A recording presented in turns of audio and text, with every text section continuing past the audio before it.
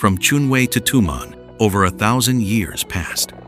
During this time, the Xiongnu grew and shrank, split and scattered.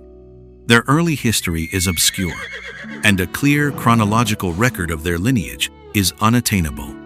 However, during the reign of Mao Dun, the Xiongnu reached the zenith of their power, subjugating all the northern tribes and becoming a rival state to China in the south. It is from this period that the records of their ruling lineage and official titles can be reliably documented.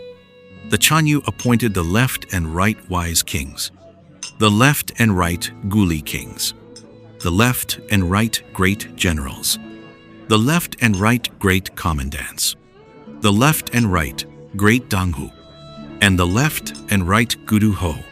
The Xiongnu word for wise is tuqi, so the heir apparent was commonly made the left Tuqi king.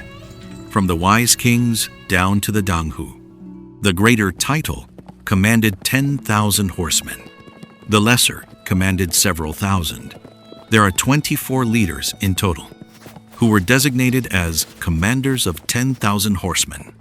All Xiongnu official posts were hereditary. The Huyan clan, the Lan clan, and later the Shubu clan. These three clans were their great noble houses. All kings and generals of the left occupied the eastern sector, which lay opposite Xiongnu province and eastward, bordering Yamaik and Joseon. The kings and generals of the right occupied the western sector, opposite Shang province and westward, bordering the Yuezhi, Di, and Qiang.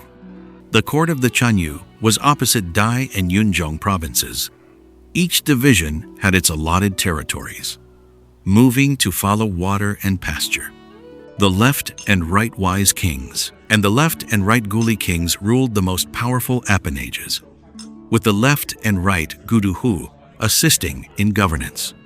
Each of the 24 leaders also appointed his own subordinate officers, commanders of 1,000, commanders of 100, commanders of 10, petty kings, chancellors, chief commandants, danghu, juk, and the like.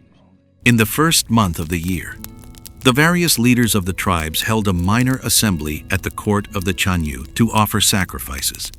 In the 5th month, they held a major assembly at Dragon City to sacrifice to their ancestors, heaven, earth, and spirits. In autumn, when the horses were fat, held a grand assembly in the forest, performing rituals by circling the trees to review and count the population and livestock. According to their laws, anyone who draws a blade, a chi long, in a private fight shall be put to death. For theft, the offender's entire estate shall be forfeited. For minor crimes, the punishment was to crush the culprit's bones with weights. And for major crimes, death. Imprisonment never lasted more than 10 days, and the entire nation seldom had more than a few prisoners. The Chanyu, when leaving his tent in the morning, paid homage to the rising sun, and in the evening to the moon. In seating arrangements, the honored ones sat on the left, facing north. They observed the 5th and 6th days of the cycle as auspicious days. For funerals, they had inner and outer coffins, gold, silver, clothing, and furs. But they did not build grave mounds or plant trees, nor did they observe mourning periods. The deceased was accompanied in death by close attendants and concubines as sacrificial victims, often numbering in the hundreds or thousands. When undertaking any venture, they observed the stars and the moon. When the moon was full, they advanced to attack, and when it waned, they withdrew their troops. In battle, those who captured enemies or severed heads were rewarded with a cup of wine, and whatever spoils they took were given to them, with captured people becoming their slaves. Thus, in battle, each man fought for his own gain, skilled in using deceptive tactics to ambush the enemy. When they saw an opportunity, they would gather like birds to seize the advantage.